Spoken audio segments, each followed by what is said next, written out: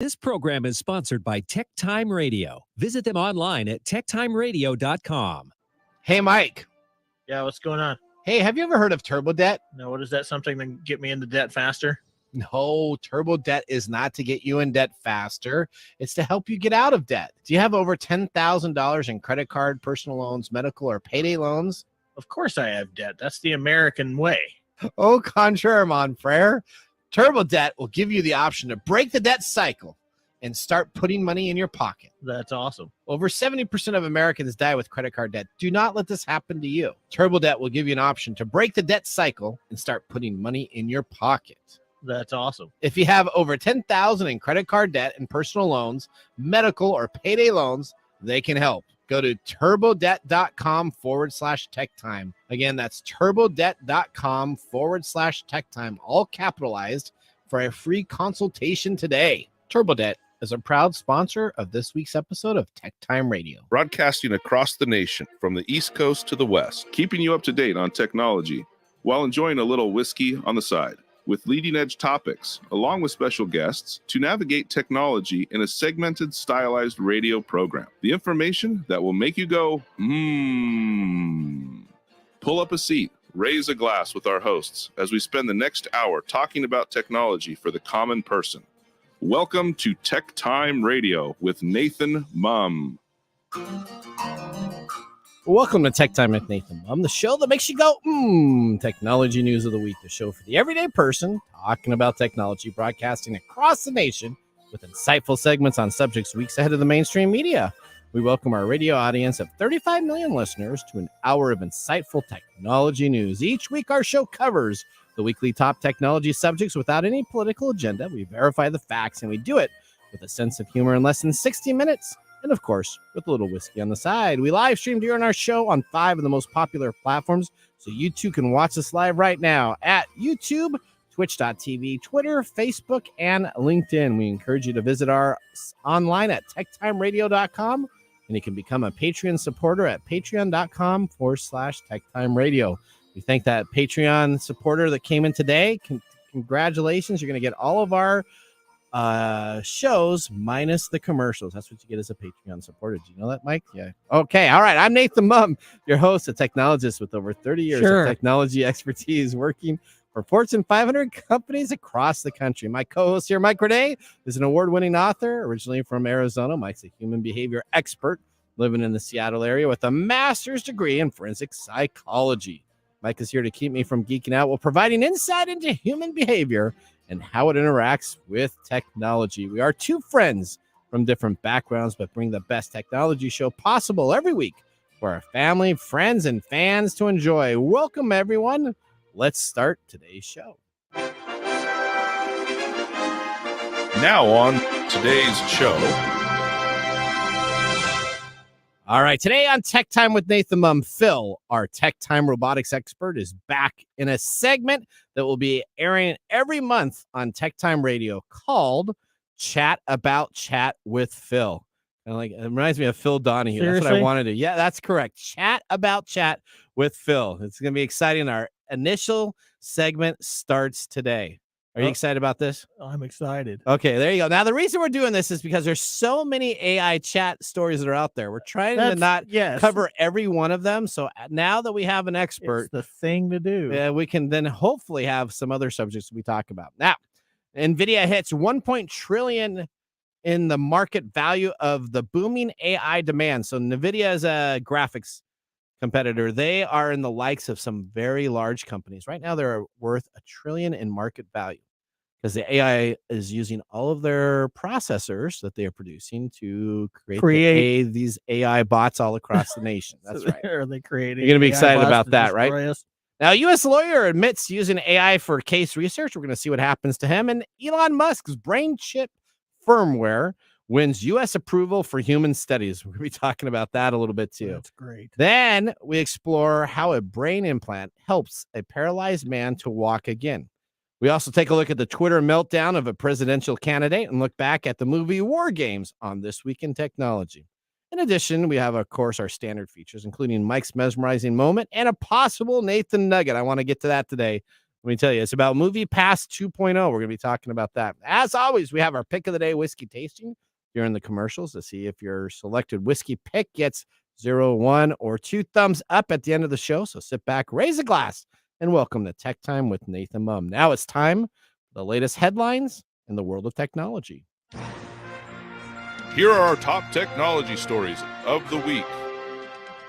All right. Story number 1. A paralyzed man has been able to walk simply by thinking about it, and then the electronic brain implants essentially moves to the computer to produce walking. We got a NBC clip here that we're going to go to, kind of explaining what has happened with this individual. It's a 40-year-old Dutch man. Let's start it now. For more than a decade, Gert-Jan Oskam has been trying to relearn to walk. A motorbike accident in his late 20s left him paralyzed from the hips down, changing his life forever. But now, Oskam is back on his feet, thanks to groundbreaking digital implants in his brain and his spine. After 2 days, within 5 to 10 minutes, I could control my hips. It works like this. When Oskam thinks about taking a step, a brain implant picks up the signals and sends them to a computer strapped to his back. The computer decodes it, then transmits the signal to a device in his spinal cord, triggering his legs to move. Scientists say it's like a digital bridge that bypasses the damaged part of his spine. I'm here. In less than a year, Oskam gained the ability to walk with crutches even when the device is turned off. I am in full control of what the stimulation does. And that gives me a lot of freedom, which I didn't have with previous therapy. So far, Oskam is the only person to experiment with this digital bridge. But Swiss scientists who published the case today in the peer-reviewed journal Nature say they're planning future studies involving people with paralyzed arms and hands, and even stroke victims. There you go. All right, so let's talk about this. So essentially, 2 circular holes were drilled out and put into the side of this guy's skull. Mm-hmm. And both of them are about 5 centimeters in diameter. And then essentially what happens is when his brain is involved in controlling the movement, that he says there's very weak signals. So the brain still has a signal that's going in, but it's a weak signal that stops with the spinal cord. It doesn't continue on. Essentially what it does is it circumvents the whole spinal process of transmitting what this brain does. There's a computer that he's strapped into. So he has a strapped in computer that hangs out of him. And essentially then what it does is it programs him to move his feet forward to walk. Now, what they say, the Swiss team that developed the algorithm essentially says that the translations of this still are very primitive. So he still doesn't walk like we would walk, where you have a fluid motion. It's a very rigid type of Terminator 2 type But motion. the important piece here is that they've been able to take the brain transmission impulses and code it into a language that the body can understand and bypass that injury. Yeah, that's correct. And essentially it was within like 10 minutes. He was up and walking very well. So he'd say, I want to walk. I'm trying to move my hips left and right. Think about the hip movement in a process. He's the 3rd person to have kind of this surgery. We talked about this. David Mezzi, who was in 2018, he was the very first patient to successfully be treated with a spinal implant. And then we also have Michael Riccata, who became the first man to with a completely severed spine to walk again. So this technology now is developing, they say, every year at a 20-year cycle, meaning that in the next 5 years, they expect to have over 100 years of progress to be implemented with this. Yeah, that's like everything. So, yeah. So just think 5 years from now, if you were not able to, they're even working on this for individuals to have additional arm movements, additional head and neck movements. So a lot of times if you get paralyzed with your spine, you can't move your head very actively. They're actually coming up with the process so that you can actually move your head, your shoulders, and by bypassing your whole spinal cord and having programmed spinal cord and having code programmed into your body itself. There you go. Now, still pretty experimental because the computers are pretty big to do this. They're not these small things that you would have taken care of. All right, now story number 2, Mike. Are you ready for this one? Oh yeah. I've got 2 things to talk about. Okay, well, 2 things. Okay, and they're both Chat GPT. Okay, let's see. How about subject. that? My favorite subject. Your favorite subject ever? Yeah. The first one is going to be how human error can really play into this whole new technology. Okay. So this professor in Texas flunked all of his students based on a claim that ChatGPT wrote their essays. What? Yeah. I think that guy doesn't sound very smart. No, guess what? What's that? His name is Dr. Jared Mumm. Mumm. Yes, like Mumm. Is it M-U-M or is it M-U-M-M? M-U-M-M. Oh, I don't know this guy, though. Oh, This guy better not be a relative. Sounds like a relative. Okay, so what happens to this guy now? Thanks. This sounds really good. So, an entire Texas A&M University commerce course was accused of plagiarism and had their diplomas temporarily denied after Dr. Jared Mumm incorrectly used ChatGPT. Oh. So with the fear, so he was a fan of ChatGPT too, then, huh? Well, this goes into this whole thing about ChatGPT replacing the actual students' work. Okay. So he was checking his students' work to see if they were plagiarized. However, what he did was he asked ChatGPT if the students' works were plagiarized, and ChatGPT replied that all the papers were in fact written by ChatGPT. Okay, so how do you do that? So ChatGPT took credit for all of these papers that these students wrote. So okay, so first off, this guy. So you're telling me that this guy cut and pasted their whole assignment into ChatGPT and said, "Is this valid?" That is my assumption. Oh my word. Okay. So yeah, so he asked the chatbot if the chatbot indeed wrote and the chatbot, of course, took credit for everything. Said yes. So he failed everybody. I see. And several students tried to prove that their assignments were legitimate work by providing timestamps and Google Docs and everything. But his response was pretty blunt. Okay. He basically said, "I don't grade AI bull beep." Oh wow! Bull beep. Really? Yes. Okay. At least one student has had their name cleared by providing Google Docs timestamped and received an apology. The others are still waiting. No students have failed the class and were barred from graduating, but their diplomas are being held until scumbag Mumm guy. What's that guy doing? I don't know, but that's really funny. The second case here is what was that? Yeah. We're gonna say something, Odie? Well, yeah. How do you know that it's being legit? Like, how can you trust ChatGPT for?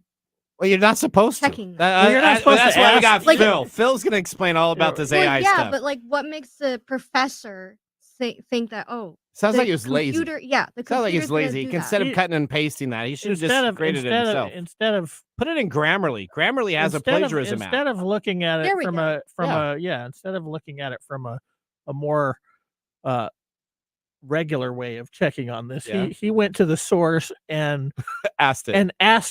A supercomputer. Hey Hal. Hey Hal. Open the Bombay doors, Hal. Okay. Like, what's the evidence to prove that? Nothing. And why would you blindly? Where's this guy from?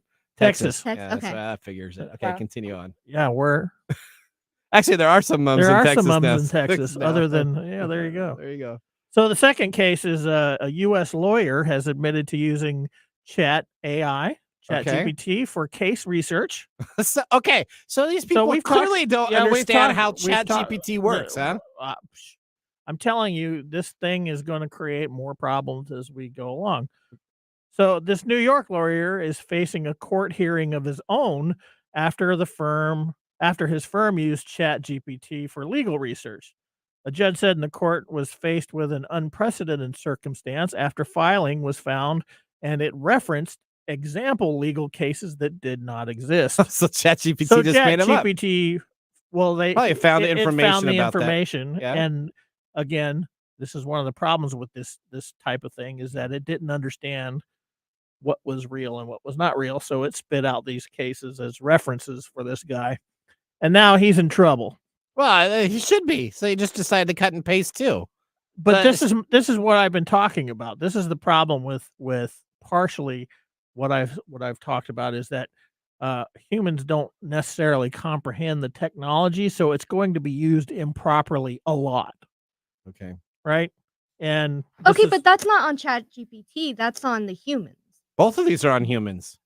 Yeah, they're both problematic. that's like saying So human I'm expert. not good at driving, and I they're- go drive a car and I get in a crash. Oh, Yes. the car did Yeah, it. in this case, this is human error. Okay. Yeah. In the other case, we're talking about companies that are replacing their jobs, Yeah. their human jobs, with this creation by humans, Yep. which is churning out inaccurate information. And because it's doing this, we are taking it. So and if you we're type in using it. something in a search bar, Mhm. like Google, you don't expect in the search bar, you don't expect every single result that you're asking it for to be valid, do you? No, that's why we. Okay, that's so then why what's we the need difference? critical thinking. We need So to it's the same with the understand. ChatGPT. But If I put it in there, it may be right Here's or the may be thing. wrong. Here's the But thing you with can people. fact check it with Google by looking at all the other things that come up Yeah. and seeing where Here's those the are here's the sources. thing with people. We're going to try and get the result that we want as the quickest way, and depending on your personality quirks and your rationality and all this, you're either going to take the shortest cut or you're going to take the longest cut, meaning you're going to fact check. Okay. Most people are not going to fact check. They're just going to go and do it.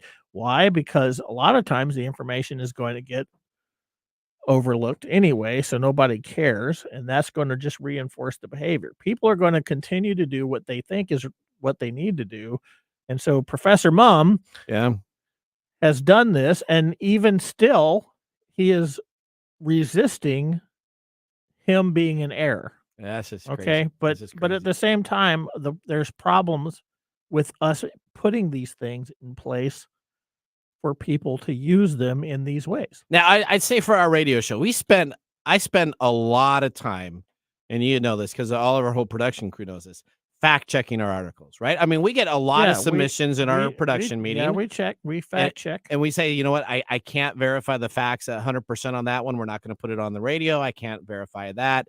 So just to let you know, we may make a mistake or two, but we spend very, very diligent But everybody doesn't do that. No, that's right. Everybody doesn't. Back in the 70s and 80s when newscasts used to come on out, they used to fact check their stuff. We do that on our radio show. We're not sensationalized technology news. We do the research to make sure we have that information. Yeah. All so right. That's your partly what okay. I've been saying. So. You have, and then you got two. I think you need to got call two your check marks by the big board. You got two of them right. Yeah, you need to go call your My relative professor. there. Yeah, I don't know what that's. You're like, about. yo, I know. let me teach you What are you about doing, buddy? You ChatGPT. put the Mumm name down a rank or two. I think that's Just figure out how that's to probably use the funniest ChatGPT. part of the article. I didn't even know that until I read it. There you go. All right, story number 3.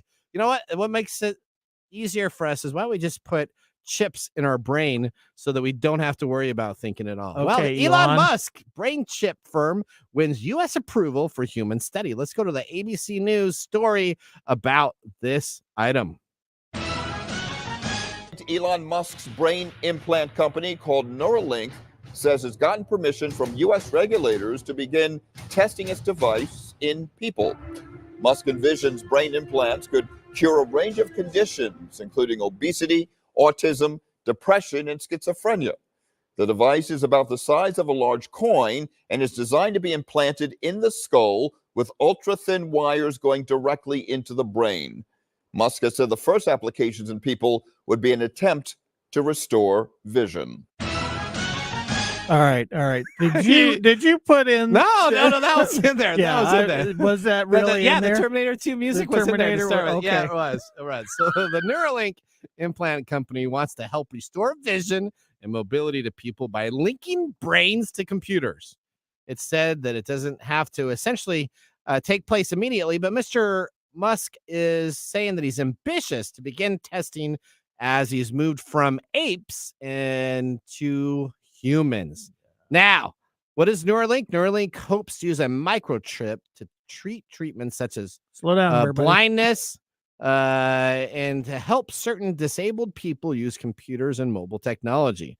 Now, it's interesting that it has been tested in the monkeys, and now what they're doing is the internet signal will come out of the brain and be relayed information via Bluetooth devices. So that means it's only going to be with 10 to 15 foot range on Bluetooth. Experts have cautioned that the Neuralink's brain implements will require extensive testing to overcome technical and ethical challenges, and that they're becoming widely available. Mr.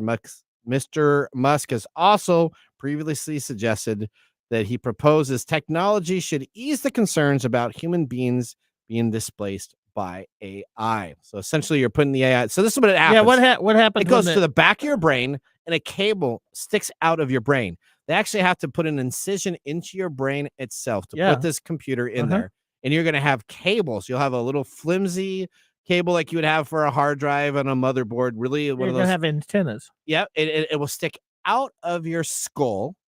And then you're going to hook it up into a Bluetooth device, and it will help you supposedly see better. It'll help you think better. It'll help you take care of maybe. I think we can safely say that we are now entering the cybernetic age. That is it. It's a big race for this. You got ChatGPT on one side, and now we're trying to what put happens computers when into humans. ChatGPT takes over the little. Never mind. That was a ChatGPT. So this is scary.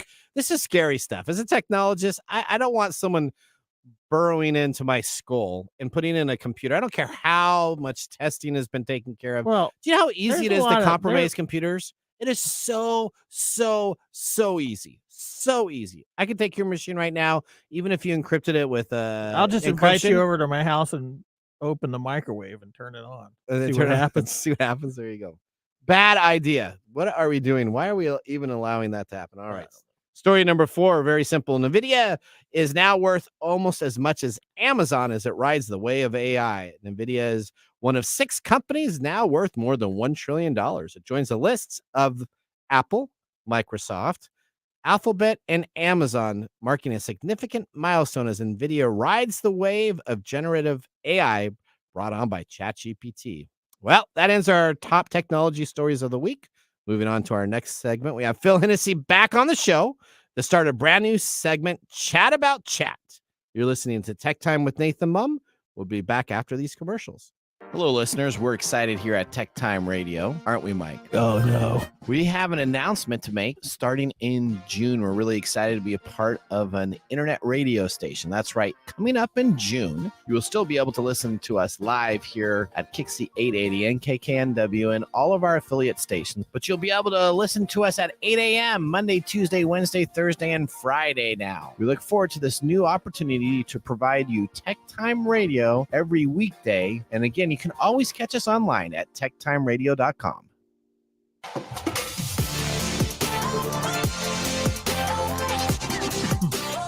Welcome back to Tech Time with Nathan Mumm. Tech Time is a weekly hour technology show that talks about current technology in a simple format without having to geek out. Brought to you by myself, Nathan Mumm, and Mike Day. We just had our first whiskey tasting during the break. Now let me tell you about what we are sipping in our pick of the day. During the show today, we have chosen the 1792 Single Barrel Bourbon, 98.6 proof, $44.94. Now, this is the information about the 1792 bottle we are sipping. In order to create this unique bourbon, the finest barrels are selected and tasted from the best aging warehouses. Only those barrels deemed exceptional are then bottled individually one by one. This preserves the distinct characteristic of each barrel. The superior bourbon has flavors of rich butterscotch and caramel notes, delicately balanced with the hints of fruit and toffee. The body is rich and lingers on the tongue for a delicate and pleasant finish. It is Sazerac Company, Inc., Barton 1792 Distillery in Bardstown, Kentucky. We've had some of their stuff up from the company before. No age statement. It's a straight bourbon. It is 98.6 proof. It is believed to be a high rye, 15 to 25%. Now, you're not a big, normally, traditionally you weren't a big rye fan, but you've become a rye fan over time. It seems like I'm getting a little bit more adept at tasting. All right. So what was your first initial thought on this? It was good. You liked it? Yeah. It had that burn that I'm not fond of, but the flavor overwhelmed the burn. Oh, okay. All right. I've had 1792 before. I think I've always been on the kind of wishy-washy kind of. Do I decide to go up on that, or do I take a whiff and put a thumbs down? I don't know. We'll see what happens later on the show. Maybe it'll taste better with a little bit more air in it, because maybe I'm not kind of giving it a thumbs up right now, but okay. All right. Well, with our first whiskey tasting complete, let's move on to our feature segment. Today, we welcome back Phil in a monthly segment that we're going to call Chat by Chat, with a plethora of exciting news to discuss about what the big tech giants are up to with AI, Meta, Apple, Microsoft, Google, and OpenAI, all of them together. If we have time, we even may start comparing how Bard, Bing, and Chat GPT stack up against each other. We're about to embark on a fantastic journey in the future of AI. Let me tell you, nothing's better, as you heard from our top stories, than wrangling all of this into a monthly segment. And Phil is our technology robotics expert who loves to break down technology for the normal person. Now we start our Chat with Chat segment. Welcome to the AI segment, Chat About Cat, with our tech time guest, my favorite humanoid, Mr. Phil Hennessy. All right, so it's Chat About Chat. Welcome to the Comcast stream, Phil. We got a Chat About Chat. Thanks, guys. Always great to have you. Now, I know that you were a little busy today, so I know you're feeling well. I know you had a couple of things you had to take care of, so always glad to have you on our show. I did get from our producer that we will have to send you one of our bottles. I might have to send you the 1792.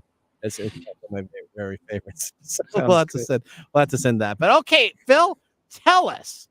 Let's talk about our first company here, Meta, our favorite company, the parent of Facebook. Tell us what's going on. First, define what AI is, and then let's get right into the first company to talk about, Meta. But I'm going to jump in and do one thing first. Is that Professor? There's like 5 or 6 different now AI detection tools for teachers and professors. Yes. So they're out there. So, I mean, he didn't even use the right thing. So they're there, and they'll tell you the probability of human versus AI. Yep. So so you can put on Grammarly. There's tools in there. I mean, there's tons of things that you could actually do to have this professor, but that guy was not very. That's just kind of funny to me. But so can't wait till Thanksgiving. All right. So what? How do you define AI, Phil? What's the best way to talk about that? I got a great quote from James Vincent, who is another technology author. And when I was doing, and actually for the record, I do a lot. I work in computer vision, AI, and machine learning, and so I'm really familiar with the AI world a lot in what we do for my full-time job. So there's a lot of parallels here, a lot of things going on in the computer vision side of artificial intelligence. But so these AI tools are vast autocomplete systems trained to predict which word follows the next in a given sentence. Okay. As such, they have no hard-coded database or facts, just the ability to write plausible-sounding statements. This means they have a tendency to present false information as truth, since whether a given sentence sounds plausible does not guarantee its factuality. That's a nice definition. Thank you for that. That is. That's we should be. Yeah, that's. That's from James Vincent. That's very important because people when they think of AI. And that's from James Vincent, another technology author that I've been reading. But I just thought it was so great to just read that today, kind of because it talks about like the one lawyer that used ChatGPT. ChatGPT made up the cases. I read that article. Yep. ChatGPT made up the cases because it sounded plausible. And it sounded good, and the sentence structure was taken care of, and grammatically it came out really well. Probably the guy read like 2 of them, and they were like, "Oh, those are right." And I'm just going to print the rest. Okay. All right. To Odie's point, no factuals checking, and I've used different of the AI engines to summarize just an article, and actually the summary of the article has been incorrect. Oh, there you go. Okay. All right. Tell us about our favorite company. Facebook and Meta. What are they doing in the AI world right now? Well, they're all their money comes from advertising. So they are looking how to use AI to generate specific advertising to certain people. Again, customizing advertising, which is a little scary to me, honestly, because it's already customized enough. They're going to use AI and take that to the next level. So I'm very curious to see that. That's going to work. The other thing is that Zuckerberg wants to ties it into the metaverse, so you can have customized metaverse content creation. So basically, I can type in, I want to generate this type of whatever house or whatever in the metaverse, and it'll create it for you. So they're really tying into advertising, and they want to tie it into the metaverse is what we're reading right now. The other thing Meta is doing, which is interesting to me, especially on the NVIDIA news today, is that Meta is looking to create its own GPU chips or AI chips. And so, NVIDIA and Intel do that really well. So I'm curious if, Apple and Meta are going to continue to try the hardware for that. I mean, NVIDIA is the leader in GPU processing for artificial intelligence. Yeah, I don't quite get why Meta's Zuckerberg has this deal where he just loves hardware for some reason, right? I mean, he buys these companies for his virtual reality all the time, and it's all these hardware chips here and there. Now they're going to be talking about these other processing chips that they're looking to deploy. I don't get it, because nobody's buying Meta's hardware. I mean, if you want to get in the hardware business, you should go to Amazon with their Alexa and different stuff that they have available. But I don't get them. So you're going to have to figure that one out on a business sense to me there, Phil, because I don't get that. Well, we'll continue to watch that. So, I mean, Meta basically is really trying to go after the digital advertising, custom advertising to people, and also with the metaverse. And then they're working on their own supercomputer, next generation data centers and supercomputers for AI. So that's not surprising me. Everybody's going to need their own cloud. And I'm not surprised Meta doesn't want to use AWS or Azure or anybody like that, right? So I would imagine that's why Meta's going after that as well. Okay. All right. Well, now let's talk about Apple's foray into artificial intelligence. What's Apple doing? Actually, I bet I'm a big Apple stockholder, so I've done a little bit of research specifically with them, and I actually kind of like their path. I think their path makes a lot more sense. So let's talk about them. Yeah. And so, Tim Cook is not being over with everything. It's been subtle, a lot of it. So I'm curious in your take, Nathan, what you have heard. But, basically Apple is in the AI play for sure. And some of the predictions that I've been reading, like on forums with Jody Cook and other folks, is the big one, which I really see. Two big ones I see is the Apple Music. They just bought AI Music in January, February of this year to generate adaptive, your own songs and your playlists. So you can have your own song created based off of what you like. So I don't know what that looks like, but that is very interesting to me. So instead of just having your own playlist, you can create your own songs in your own playlist. So Spotify has taken the approach where they try to remove all of the AI created songs.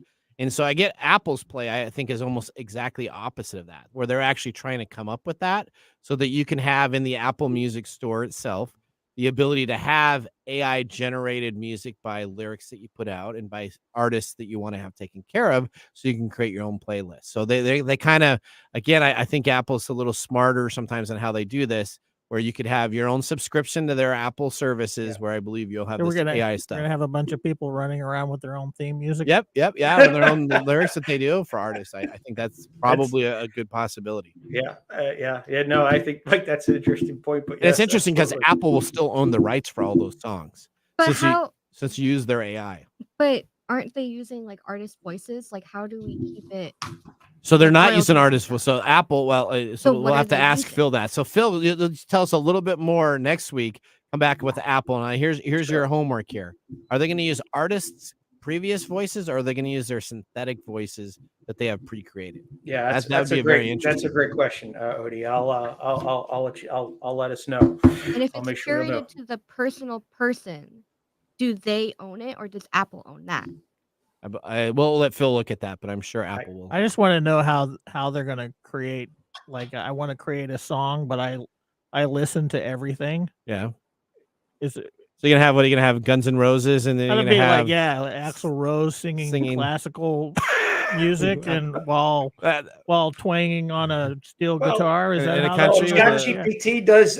You can have Shakespearean prose for writing and anything. So sure, why not? Okay, that's my theme music. And what else do you have on Apple's? Sure. The other stuff. I mean, the other big one is health. They're always being a push into health, and they're going to talk about how to analyze their physical and mental well-being.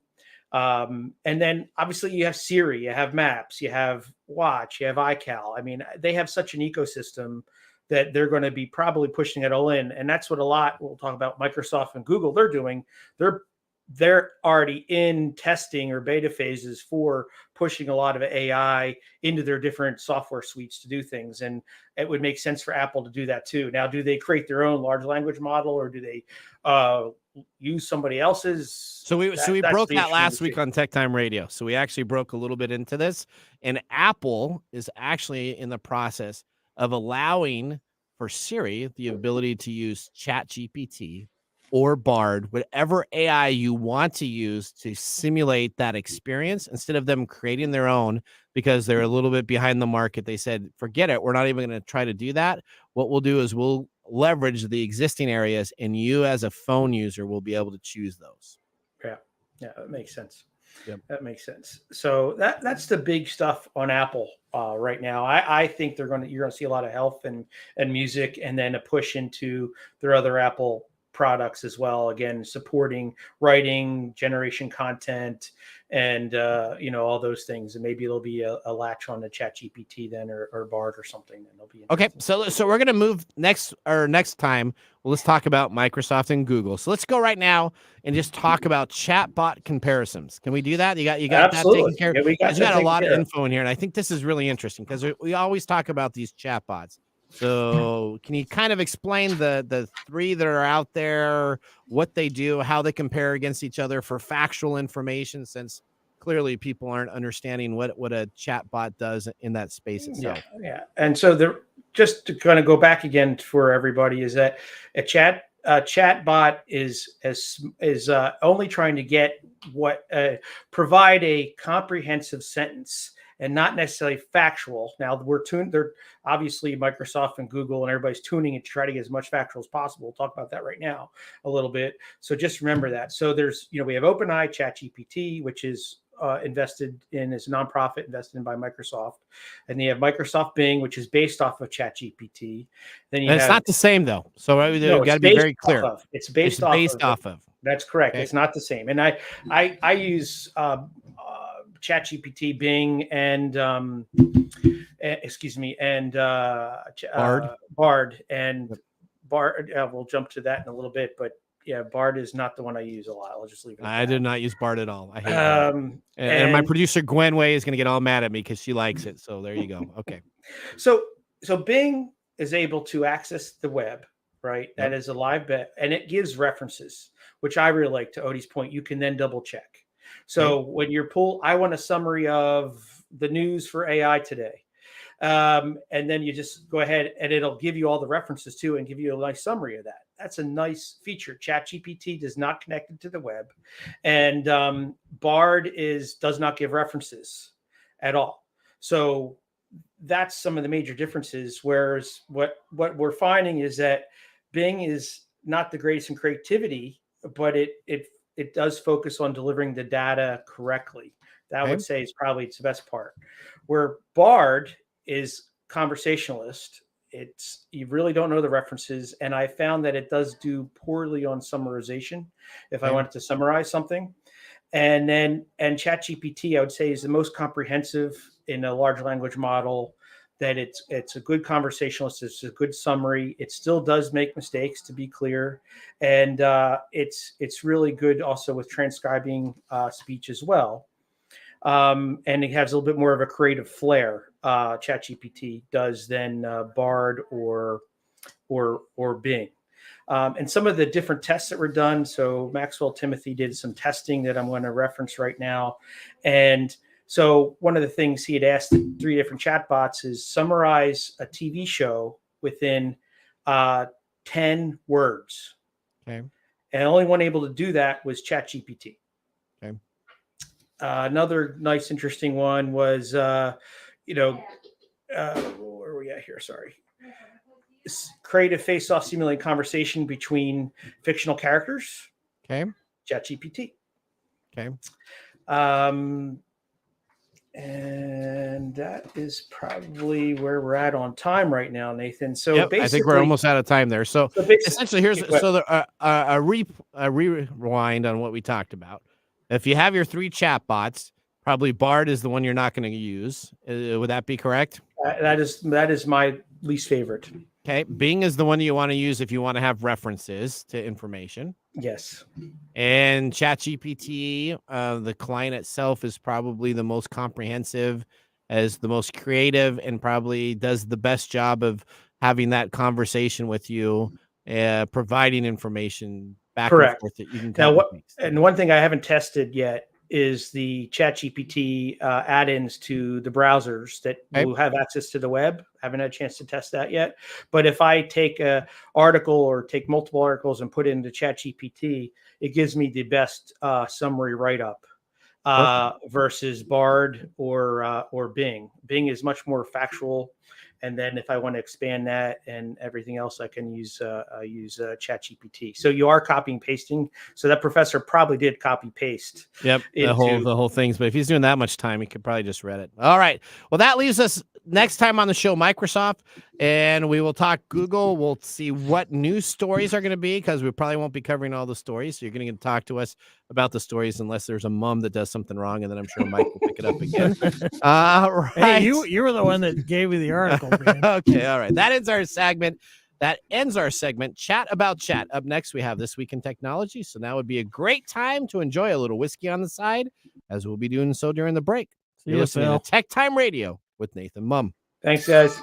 This is Mark and Greg for Copiers Northwest with a terrific offer called Printer Care Plus. It's simple. Buy HP printer cartridges from Copiers Northwest and we'll service your current printers for free. That sounds too good to be true. It's made possible due to our HP Copiers Northwest relationship. Copiers Northwest is an HP Platinum partner, one of only 2 in the entire Northwest. And now with Printer Care Plus, Copiers Northwest will provide free printer service as long as they purchase genuine HP cartridges from Copiers Northwest. That's right. IT departments no longer have to service printers or fix paper jams with Printer Care Plus. They can focus on more strategic initiatives and let our experienced technicians keep their HP printers up and running. Sounds like a love-love relationship for IT departments. Don't get too carried away. So how do they get more details on Printer Care Plus? Call Copiers Northwest today, 206-282-1200, or visit copiersnw.com. Copiers Northwest. New ideas, new solutions.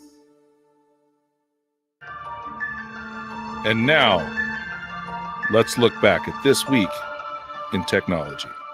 All right, Mike, we're looking to June 3rd, 1983. The science fiction film War Games is released. Notable for bringing that. Yeah, did you enjoy that film as a kid? Yeah. It shows us the fears that we have about AI right now. That's right. Do you want to play a game? No. Okay, all right. So notably, it brings the hacking phenom to the attention of the American public, unites a media sensation regarding the hacker subculture, which was probably at the very beginning infancy stages. It actually probably helped produce it. The film's NORAD, which was the North American Air Defense Command, is combined with organizations of the United States and Canada that provides aerospace warnings, air sovereignty, and protection for Canada, the continental United States, and Alaska. The NORAD set was one of the most expensive ever built at the time, costing about $1 million. Not widely known that the movie studio provided the film stars Matthew Broderick with the arcade games Galaga and Galaxin so that he could have a first-hand experience before shooting the film's arcade scenes. He was not a nerd, so he had to learn what those were. The premise of the movie is David Lightman, a young hacker who unwillingly accesses a United States military supercomputer programmed to simulate, predict, and execute nuclear war against the Soviet Union. Well, that was This Week in Technology. If you ever wanted to watch some Tech Time history with over 2 years of video, podcasts, and blog information, you can visit techtimeradio.com to watch our older shows or join the Tech Timers Facebook group or talk with us live all the time. We're going to take a commercial break. When we return, we have the Mark Mumbles review and our technology fail of the week. We'll see you after the break. Hello, my name is Arthur, and my life's work is connecting people with coffee. Story Coffee is a small batch specialty coffee company that uses technology to connect people to each product resource, which allows farmers to unlock their economic freedom. Try our Medium Roast Founder Series coffee, which is an exotic bourbon variety that is smooth, fresh, and elegant at storycoffee.com. That's STORI coffee.com. Today you can get your first bag free when you subscribe at storycoffee.com with code TechTime. That's STORI coffee.com. The segment we've been waiting all week for. Mark's Whiskey Mumble.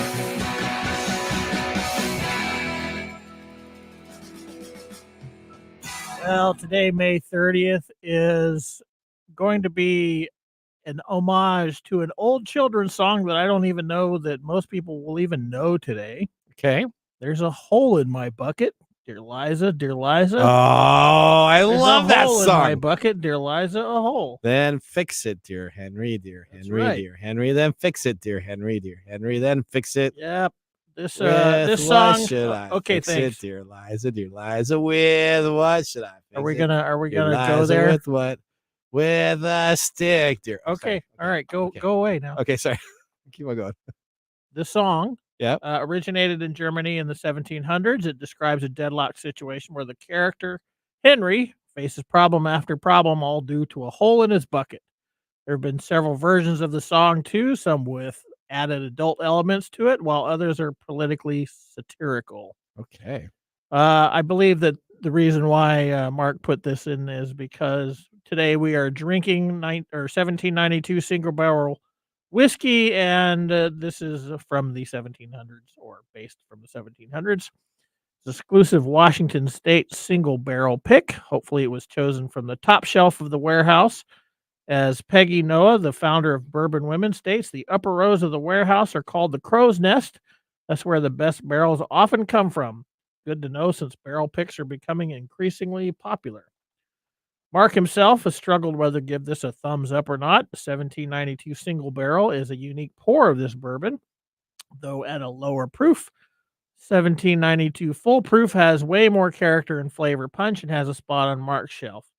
Single barrel is a nice to have, though not a necessity to have unless you are not a proof hound.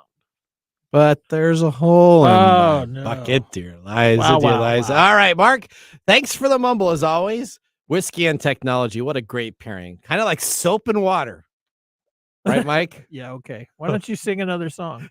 All right, let's get ready for our technology fail of the week, brought to us by Elite Executive Services. We are out of time. Congratulations. You're a failure. Oh. I failed, did I? Yes. Did I? Yes. Did I? Yes. All right. Think about being a presidential candidate, a what? potential presidential candidate. Think about one of your supporters owning a social media company. What a wonderful way to make an announcement to everybody on your best friend's platform. Ron DeSantis debuts his presidential bid was a glitch-ridden horror show on Twitter. So Twitter is our fail this week, which should have been an uninterrupted conversation between DeSantis and the Twitter CEO, Elon Musk, that would be live streamed on Twitter Spaces to mark the event's great success was anything but that. Instead, the live event essentially had technical malfunctions. After some 20 minutes of crashing and echoing and chaos, it abruptly ended. Tech investor David Sachs, who was supposed to introduce the event, could be heard saying in the background, "The servers are melting."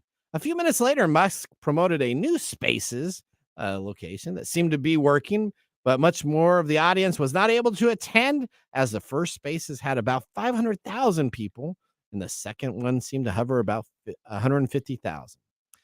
Ernest Wilkins, a former Twitter employee who helped build and produce Spaces, said, "This isn't even one of the top 150 Spaces by size in the history of the product, and yet the servers still were crashing. Could this be a lack of staff? The staff has been whittled down to just about 10% of what it was before Elon Musk's acquisition, and outages have become far more common." Twitter has been a technology fail 3 times already this year on the show, but how can you top this? Twitter's competitor Blue Sky, created by the Twitter founder Jack Dorsey, put it this way: "Even though you knew it would turn out this way, it's still amazing that it turned out this way. LOL." Wow. Could they have been hacked? No. Okay. They weren't hacked. They just don't have enough people to actually run They the just don't know how to- operations. I don't know how to If you don't have enough people running the operations, you can't get things done. All right. Well, we're going to now move on to our Mike's mesmerizing moment, brought to us by Story Coffee. This is Mike's mesmerizing moment, presented by Story Coffee. Visit storycoffee.com. All right. So I'm going to ask you a simple human question. If people don't understand ChatGPT, should they be using the technology? Clearly, you had 2 stories where people don't understand how it works. So why are they using the technology? This is one of the biggest problems about having technology advancements in our social schema. Okay.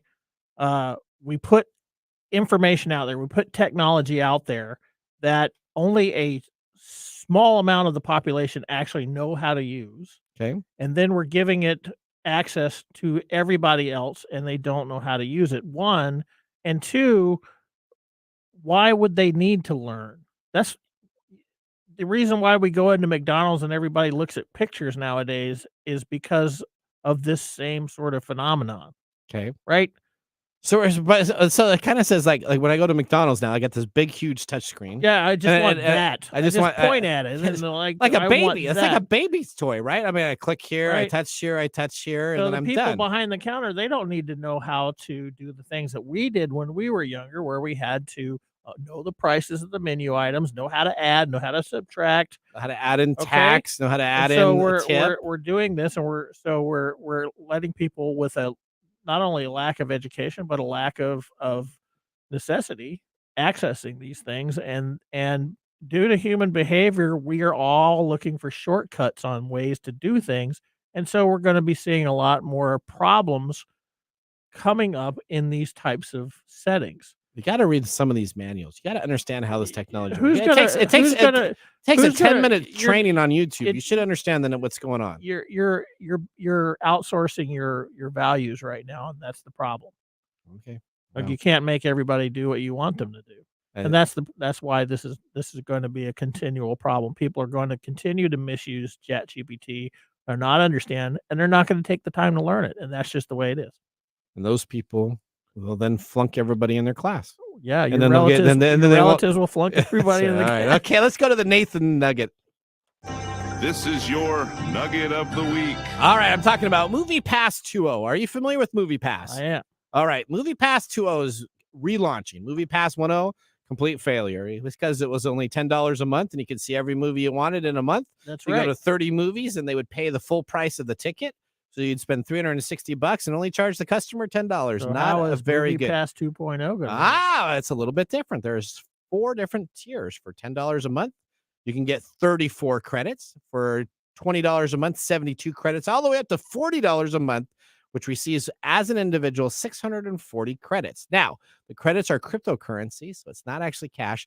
The theaters have to opt in to use Movie Pass. Before, you didn't have to opt in to use Movie Pass. You could go to any movie theater at any time, anywhere in the United States, and Movie Pass just paid the full ticket price.